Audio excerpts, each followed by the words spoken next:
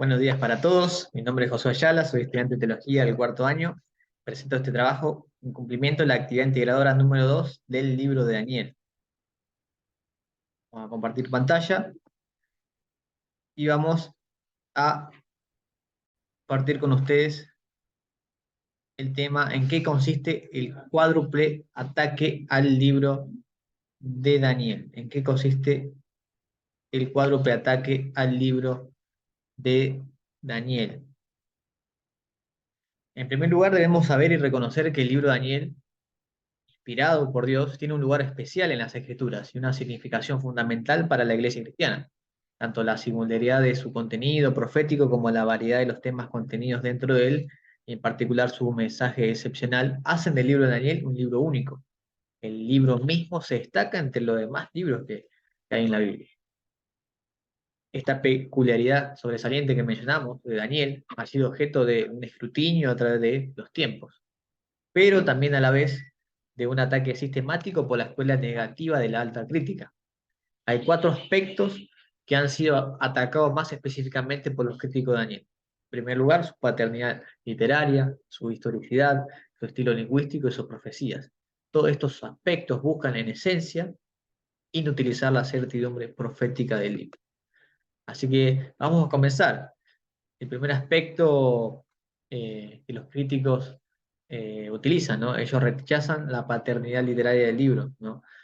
Simplemente ellos rechazan, bueno, la paternidad literaria del libro de Daniel, asumiendo que su libro no solamente es un escrito anónimo y pseudonónimo, sino también una obra literaria escrita por varios autores, además, durante el siglo II, bajo la persecución de Antíoco IV Epífanes. Nosotros tenemos evidencias internas y externas para refutar esto mencionado. Evidencias internas, Daniel mismo habla en primera persona del libro, de ahí tenemos los textos bíblicos. Daniel mismo fue el que recibió la revelación de preservar el libro. El mismo libro nos da fechas también, y el mismo autor tiene conocimiento íntimo de la historia del siglo IV antes de Cristo. Ejemplo, por ejemplo, la ubicación de Susa en Daniel 8:2. Evidencias externas, para mencionar algunas, hay más, pero solamente mencionamos tres. El uso del libro de Daniel como profético en la comunidad de Qumran, una evidencia externa que tenemos para acreditar el libro de Daniel. El mismo Jesús acredita el libro a Daniel en Mateo 24, versículo 15. Y Flavio Josefo, el historiador judío, también lo acredita el libro de Daniel. Con referencia al segundo aspecto, los críticos alegan que el libro contiene inexactitudes que constituyen en errores violentos de la clase más grosera. Según ellos, el hombre Daniel, el legendario, del mismo modo Sadrach, Mesach y Abednego son presumiblemente caracteres imaginarios, de tal manera que ningún historiador moderno consideraría las historias de Daniel como historia real. El otro aspecto en el cual se ataca a Daniel es su misma historia. Dicen que Daniel, sus amigos son personajes imaginarios que no existieron, ¿no? Y que ningún historiador moderno debería considerar la historia de Daniel como historia real, ¿no? ¿Qué podemos hacer nosotros para refutar esto? Bueno, debemos ir a la arqueología, ¿no? La importancia de la arqueología hay que reconocer. Por ejemplo, en Qumran tenemos evidencia de la totalidad del libro de Daniel. En el año 1947 se descubrieron que los primeros libros, los primeros pergaminos del Mar Muerto, allí encontramos libros de todo el Antiguo Testamento, a excepción de Esther, y en Qumran, o en el Mar Muerto, encontramos también los capítulos de Daniel, capítulo 2, versículo 4, hasta el 7:28, que han sido escritos en arameo. La misma lengua se usaba en los documentos del siglo VII a.C. Entonces la arqueología nos va a ayudar a validar la historia del libro de Daniel. En tercer lugar, el tercer aspecto es su estilo lingüístico.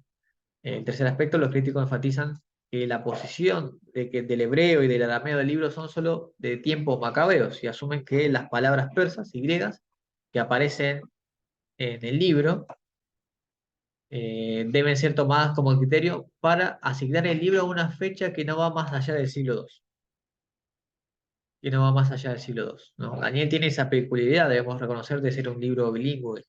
Una parte escrita en hebreo, otra en arameo y volvemos al hebreo también. Esta peculiaridad del libro de Daniel ha dado material de debate entre los críticos, puesto que afirman que el arameo de Daniel no es llamado arameo oficial de los siglos de los siglos séptimo y cuarto antes de Cristo, sino más bien es denominado arameo medio, que era usado en los siglos finales de la era precristiana y los siglos primeros de la era cristiana. Es decir, que el arameo de Daniel indica que el libro se escribió en el siglo II antes de Cristo, en los días de los macabeos, no antes. Eso es lo que también se critica, ¿no? ¿Cómo podemos refutar esto? Bueno, se han hecho estudios correspondientes a este asunto en el año 1939, fue Rosenthal, y fue uno de los primeros en demostrar la falacia de esta afirmación, que exigió que fuese abandonada.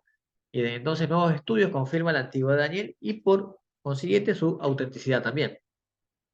Kitchen, erudito al estudiar el vocabulario, la ortografía y la fonética, juntamente con la morfología y la sintaxis del arameo, en el libro de Daniel, concluyó que el arameo de Daniel es un arameo imperial y añade que ese arameo no tiene base para asignar el libro de Daniel al periodo macabeo. Purcher demostró que, teniendo como base el orden de las palabras del arameo, en Daniel indica más bien origen oriental y no occidental, como se requeriría si este fuera vigente del siglo II en los días de los macabeos. El escrutinio de los documentos arameos de Qumran fuerzan el hecho de que el lenguaje de Daniel no es tardío, sino anterior. Teisidor, en un estudio detallado del contexto epigráfico y literario de Esdras y Daniel, encuentra que los pasajes arameos de Daniel, en donde se mencionan las acusaciones hechas por sus delatores contra él y contra sus compañeros, se tornan mejor explicadas si los pasajes en cuestión datan de la época persa y de no de la macabea. Por último, las profecías. Con referencia al cuarto aspecto, los críticos rechazan totalmente las profecías de Daniel, relegando las profecías a narraciones vaticinias ex eventus del estilo apocalíptico, puesto que ellos están convencidos de que la literatura apocalíptica no es profecía, gustosamente asumen que Daniel pertenece a ese tipo de literatura judía.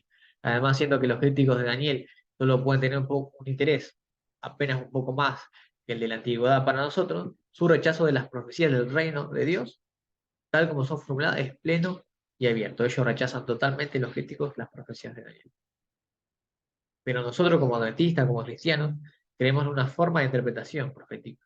No la preterista como ellos, la vaticinio de eventus, no la futurista, no la idealista, sino la historicista. Según esta corriente de interpretación, las profecías se cumplieron en el pasado, otras se cumplen en el presente y se cumplirán en el futuro. Se puede definir como el cumplimiento progresivo continuo de la profecía, en una secuencia ininterrumpida desde los días de Daniel y el tiempo de Juan hasta el segundo advenimiento y el fin del tiempo, ¿no? Esto es lo que más se aplica a las escrituras bíblicas. Hasta aquí el trabajo. Que el Señor les bendiga, les acompañe y gracias por estar.